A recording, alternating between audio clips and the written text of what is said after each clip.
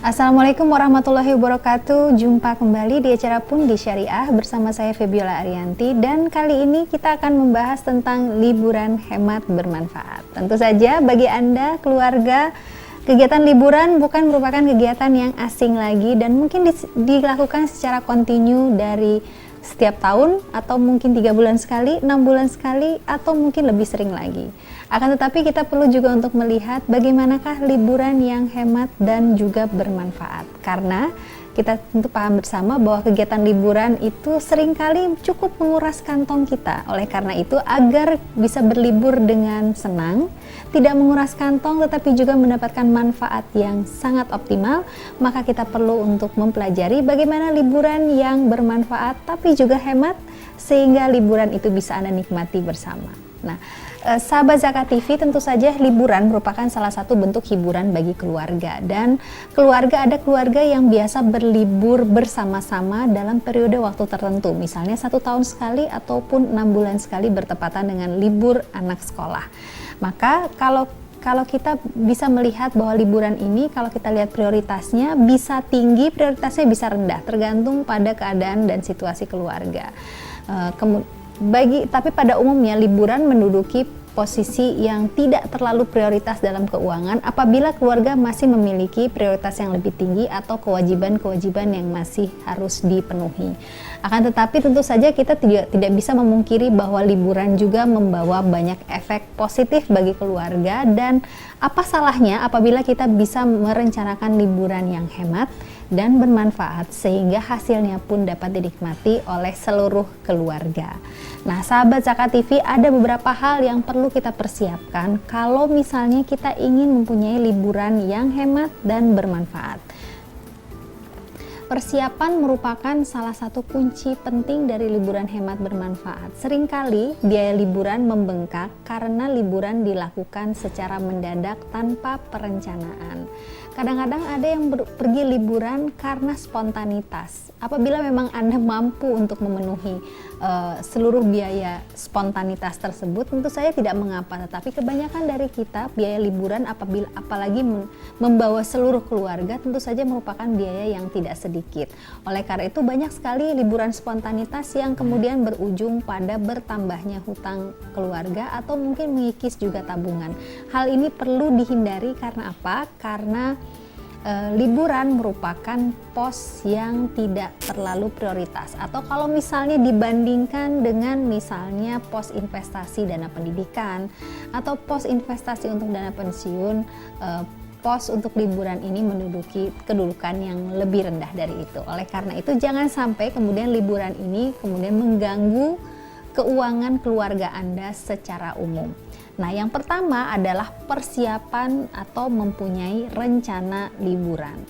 Kalau Anda memang mempunyai rencana liburan atau keluarga Anda biasa berlibur setiap tahun, maka perlu dari jauh-jauh hari sebelumnya Anda merencanakan kemana liburan akan dilakukan, kapan, dan bagaimana, kegiatan apa yang akan dilakukan, berapa lama, dan lain-lain sebagainya. Tentu saja hal ini akan berguna apabila Anda merencanakan dari jauh-jauh harinya. Dari hari sebelumnya Anda bisa mendapatkan penawaran yang mungkin lebih baik daripada kalau Anda merencanakan liburan mendadak atau mungkin dalam waktu yang cukup singkat. Nah, jadi kalau misalnya Anda sudah mempunyai rencana liburan, maka Anda bisa kemudian menghitung berapa biaya yang diperlukan untuk liburan tersebut. Dan dari jauh-jauh hari Anda sudah bisa untuk menyisihkan dari penghasilan Anda untuk berlibur ini. Tentu saja hal ini akan lebih baik bagi keuangan Anda karena kemudian semua arus kas Anda bisa diatur dengan baik. Kemudian yang kedua, mungkin banyak dari kita yang menginginkan paket murah dalam berlibur, tetapi dan ini juga bisa dilakukan apabila Anda ingin berlibur. Anda bisa merencanakan sendiri segala sesuatunya, atau Anda bisa mengikuti paket liburan yang disediakan oleh travel agent. Nah, kedua hal ini bisa Anda lakukan, tetapi yang perlu sekali Anda dapatkan adalah informasi yang baik dan mencukupi dari dua pilihan tersebut. Apabila Anda mengikuti tur yang dilaksanakan oleh travel agent, apa saja yang perlu Anda persiapkan, berapa biayanya, dan apa juga biaya-biaya sendiri yang harus Anda antisipasi. sendiri. Akan tetapi hal ini akan menjadi lebih rumit apabila Anda memang merencanakan liburan sendiri.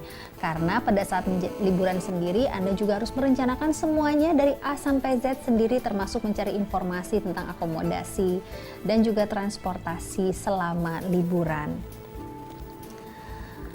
Yang ketiga, untuk membantu penghematan pengeluaran, Anda juga bisa mencari alternatif bagi transport dan akomodasi, mungkin juga untuk konsumsi. Jadi ini tidak ada salahnya bagi Anda untuk mendata misalnya rekan atau kerabat yang berada di kota tempat tujuan Anda, yang memungkinkan misalnya Anda tinggal di rumahnya untuk menghemat biaya hotel. Akan tetapi kalau memang tidak dimungkinkan, maka Anda bisa menanyakan referensi biaya hotel yang ekonomis yang sesuai dengan kemampuan Anda. Akan tetapi tidak salahnya untuk dicoba bagi Anda yang berlibur di salah satu kota untuk menemui rekan atau kerabat. Yang harus diingat juga apabila Anda memilih travel agent, apabila Anda memutuskan untuk berlibur lewat travel agent, maka Anda juga harus memastikan bahwa travel agent tersebut merupakan travel agent yang kredibel, yang memberikan paket-paket yang memang tidak hanya murah dari segi harga tetapi juga berkualitas. Jangan sampai nanti Anda kecewa liburan Anda ternyata tidak seperti yang diharapkan karena Anda kurang teliti dalam menilai travel agent Anda. Jadi tadi yang pertama adalah merencanakan dari jauh-jauh hari sebelumnya, yang kemudian juga mencari informasi sebanyak-banyaknya. Jadi informasi sebanyak-banyaknya itu penting supaya Anda bisa membandingkan harga antara transport yang satu dengan transport yang lain, antara akomodasi yang satu dengan akomodasi yang lain.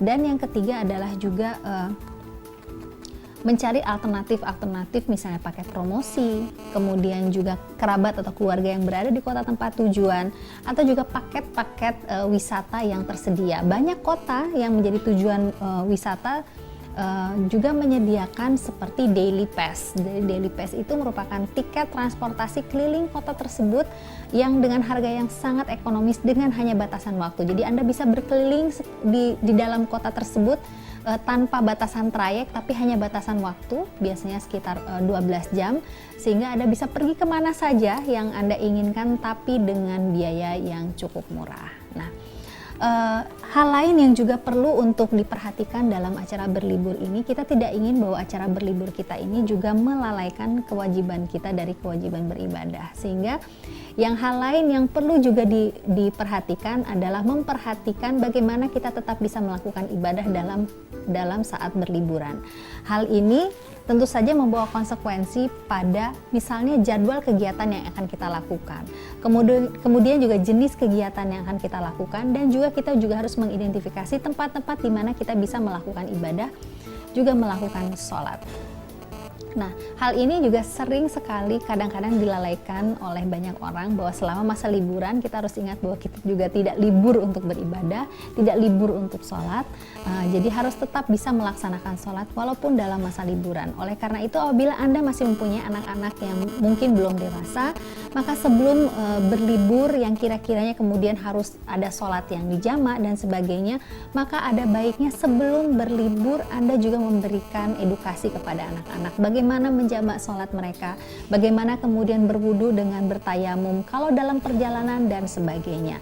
Hal ini juga bisa menjadi efek baik bagi mereka untuk melatih bagaimana tetap beribadah dalam perjalanan.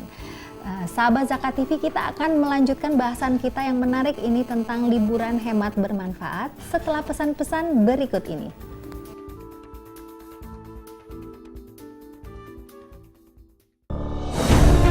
Ketika keindahan dunia merebak keselarasan, berbagi kemesraan. Ketika sejuta tangan merangkai kebahagiaan dalam kehidupan yang harmoni. Ketika zakat Anda wujudkan indahnya dunia.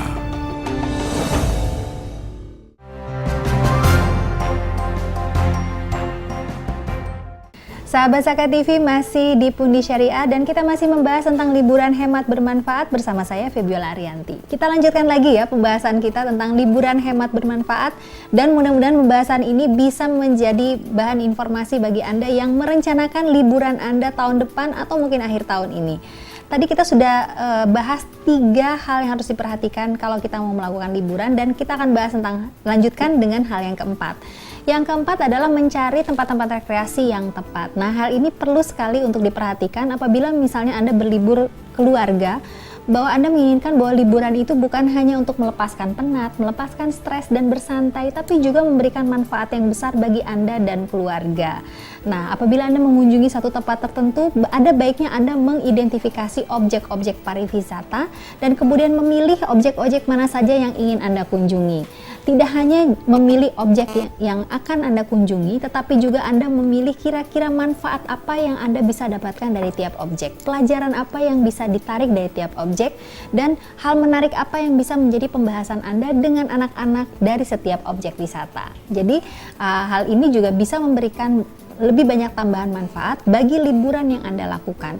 Ada baiknya juga kalau misalnya di tempat-tempat liburan itu ada hal-hal yang berbau edukasi. Misalnya apabila Anda berlibur ke kota Jogja, Anda dan keluarga atau anak-anak bisa mencoba bagaimana proses pembuatan batik. Tentu saja hal ini sangat menarik bagi anak-anak karena selama ini mungkin mereka hanya tahu batik sebagai selembar kain dan tidak tahu prosesnya.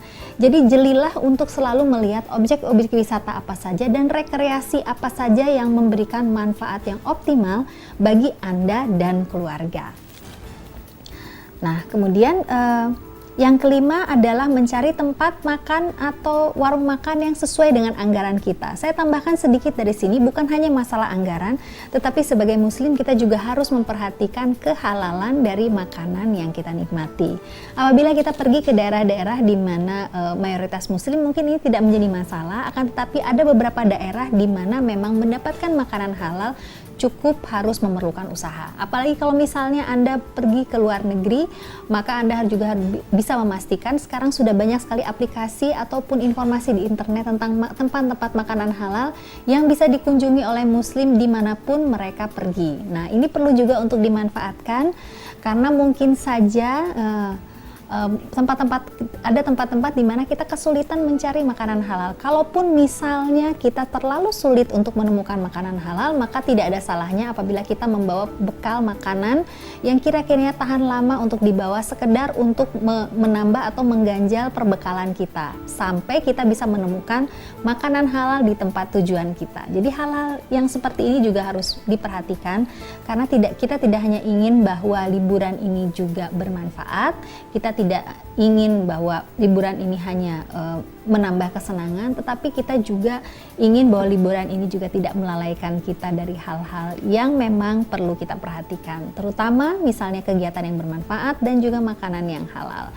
Jadi bagi Anda yang berencana misalnya untuk pergi ke luar negeri atau ke tempat-tempat di mana kira-kiranya akan kesulitan mendapatkan makanan halal, mungkin dari jauh-jauh hari sudah bisa search di internet atau lewat aplikasi lainnya untuk menemukan tempat-tempat makanan halal. Sekarang ini informasi sudah sangat banyak dan insya Allah Anda bisa menemukannya. Sahabat Zakat TV, hal keenam yang perlu kita perhatikan untuk liburan hemat bermanfaat adalah berbelanja buah tangan atau oleh-oleh. Kita kadang-kadang tidak bisa menghindari bahwa kita ingin memberikan buah tangan atau oleh-oleh untuk keluarga yang ditinggalkan di rumah kalau misalnya kita pergi berlibur. Tetapi kadang-kadang kalau kita tidak perhatikan baik-baik, biaya untuk buah tangan ini sering melonjak. Maka Anda juga harus pintar-pintar untuk mencari tempat berbelanja buah tangan yang memang ekonomis di tempat tujuan wisata atau liburan Anda. Biasanya Anda bisa menanyakan kepada orang setempat atau mungkin juga kepada pemandu wisata Anda di mana tempat berbelanja yang tepat untuk buah tangan dengan harga yang ekonomis. Biasanya kalau misalnya Anda berbelanja di pasar-pasar tradisional, harganya bisa jauh lebih murah daripada Anda berbelanja di mall atau toko pusat-pusat perbelanjaan. Kemudian ada baiknya juga sebelum pergi Anda mendata siapa saja yang ingin Anda beri oleh-oleh, sehingga apa yang Anda beli juga tidak terlalu berlebihan, tapi juga tidak kurang, pas-pas saja. Yang kemudian yang ketujuh yang harus diperhatikan adalah salah satu pengeluaran yang kecil terus-menerus dan tidak terasa adalah kalau kita membeli makanan kecil, snack atau cemilan sepanjang perjalanan. Nah, hal ini juga yang perlu diperhatikan bagi Anda yang berlibur, apalagi Anda membawa anak-anak kecil atau anak yang belum dewasa. di mana kita perlu mempersiapkan snack, cemilan atau makanan kecil bagi mereka sepanjang perjalanan agar mereka tetap nyaman di jalan. Dan juga ini untuk menghemat juga, karena biasanya kalau makanan kecil atau cemilan, apalagi kalau kita pergi ke luar negeri, itu harganya jauh lebih mahal daripada biasanya. Oleh karena itu sedapat mungkin kita menyiasatinya. Juga kalau Anda bepergian di dalam negeri dengan misalnya moda transportasi kereta api atau kemudian mungkin juga pergi naik mobil, maka di mobil Anda perlu menyediakan makanan kecil sehingga tidak terlalu sering untuk jajan di jalan. Yang kedelapan adalah membawa uang saku secukupnya. Kadang-kadang kita suka tergoda untuk membawa uang cash yang cukup banyak di dompet kita. Pertama, ini akan berpengaruh pada keamanan karena mungkin saja dalam perjalanan ada hal-hal yang tidak diinginkan terjadi, misalnya kecopetan atau hal-hal lainnya. Akan tetapi juga ini punya efek psikologis, karena apabila Anda melihat uang yang banyak di dompet Anda, maka Anda akan cenderung untuk lebih banyak berbelanja. Nah, hal ini yang tidak disadari oleh orang-orang yang sedang pergi berlibur. Maka tempatkanlah cash secukupnya saja, tetapi Anda manfaatkanlah fasilitas ATM yang mungkin ada di banyak tempat di tujuan liburan Anda. Kecuali kalau misalnya Anda berlibur di tempat terpencil di mana kesulitan memperoleh ATM, maka itu bolehlah Anda membawa cash yang cukup memadai untuk mengantisipasi sulitnya menemukan ATM. Tapi apabila Anda berlibur di tempat di mana ATM banyak tersedia, saya sarankan untuk membawa cash secukupnya saja agar Anda tidak tergoda untuk berbelanja di luar rencana. Sahabat Zakat TV, kita akan lanjut lagi pembahasan tentang liburan hemat bermanfaat setelah pesan-pesan berikut ini.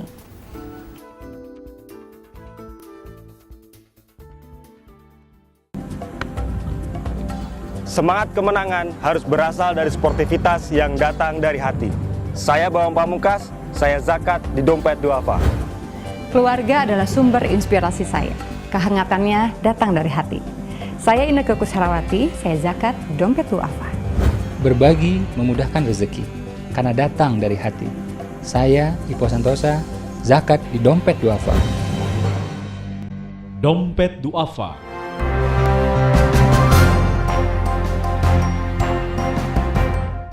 Sahabat Zakat TV, jumpa kembali di Pundi Syariah dan kita masih melanjutkan pembahasan kita tentang topik yang sangat menarik dan pasti Anda selalu juga roll terus ya Mas? Ya. Sahabat Zakat TV, kita kembali di Pundi Syariah dan masih membahas tentang liburan hemat bermanfaat. Saya yakin dari tadi Anda sangat tertarik untuk membahasnya, untuk merencanakan juga liburan Anda di tahun depan atau kesempatan lain. Nah, sahabat Zakat TV, kita sudah membahas 8 hal penting yang perlu diperhatikan apabila Anda ingin berlibur dengan hemat dan bermanfaat. Nah, sekarang poin yang ke-9 adalah menjaga stamina tubuh. Apabila misalnya Anda bepergian ke luar kota atau ke luar negeri dengan jangka waktu yang cukup lama, misalnya di atas 1 minggu, maka menjaga stamina tubuh menjadi hal yang penting. Hal ini akan berpengaruh sekali pada biaya yang Anda keluarkan pada saat berlibur, karena biasanya kalau Anda sakit di dalam perjalanan atau dalam waktu liburan, Anda mungkin akan mengeluarkan uang yang lebih besar, apalagi kalau misalnya Anda berlibur ke luar negeri. Oleh karena itu, sebelum liburan, apabila Anda merencanakan liburan yang cukup lama, di atas 1 minggu misalnya, Anda perlu untuk menjaga stamina tubuh dan mempersiapkan kondisi tubuh Anda supaya prima, agar dalam perjalanan Anda bisa menikmati perjalanan dengan penuh dan tidak terganggu oleh sakit.